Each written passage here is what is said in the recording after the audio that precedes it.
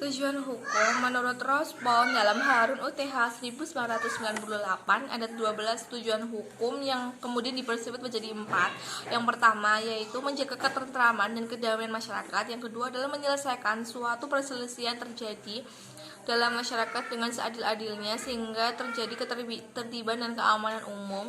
Yang selanjutnya adalah memelihara status quo, yang selanjutnya mengadakan perubahan dalam masyarakat atau social engineering. Tujuan hukum menurut Wirjono Pradjodikoro dalam bukunya Perbuatan Melanggar Hukum Susoro 2002 adalah mewujudkan keselamatan dan kebahagiaan dan ketertiban dalam masyarakat. Jadi tujuan hukum itu tersendiri dapat disimpulkan yaitu memelihara ketentraman antara masyarakat dan menyelesaikan suatu perselisihan yang terjadi dalam masyarakat dengan seadil-adilnya. Selanjutnya terdapat sumber-sumber hukum.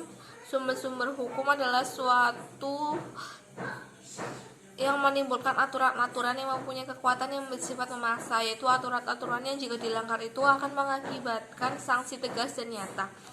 Arti sumber hukum itu ada 5. Yang pertama itu sebagai asas hukum, yang kedua adalah menunjukkan hukum itu terlebih dahulu atau memberi bahan hukum. Kemudian, yang ketiga itu sumber berlakunya yang memberi kekuatan berlaku secara formal kepada peraturan hukum. Yang keempat adalah sumber dari mana kita dapat mengenal hukum itu tersendiri. Yang kelima itu sumber terjadinya hukum. Sumber yang itu menimbulkan hukum.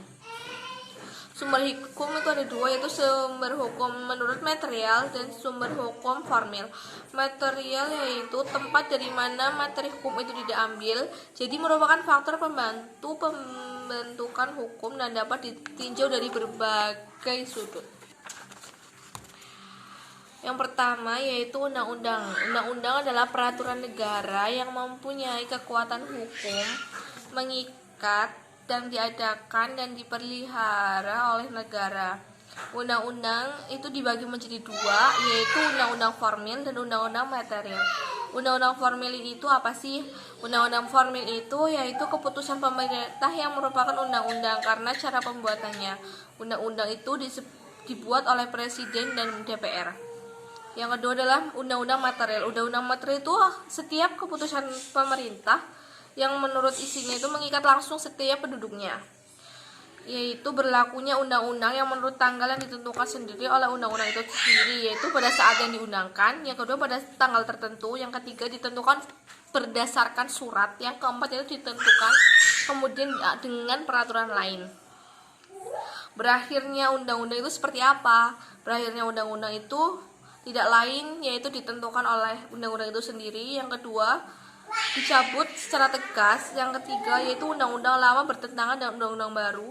Yang keempat adalah timbulnya hukum kebiasaan yang bertentangan dengan undang-undang atau sudah tidak ditaati lagi. Jadi berakhirnya undang-undang tersebut itu dapat disimpulkan ada 4. Yang kedua adalah kebiasaan. Kebiasaan itu merupakan sumber hukum tertua. Kebiasaan adalah perbuatan manusia yang tetap dan berulang sehingga merupakan pola tingkah laku yang tetap atau lazim dan normal yang diulangi menimbulkan kesadaran bahwa perbuatan itu baik.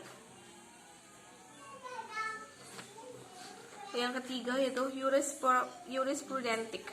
Jurisprudentik adalah putusan hakim yang mengikuti atau mendasarkan putusan hakim terlebih dahulu dalam perkara yang sama. Ada 3 penyebab seorang hakim mengikuti 2 putusan hakim yang lain, yaitu pertama psikologis, yang kedua adalah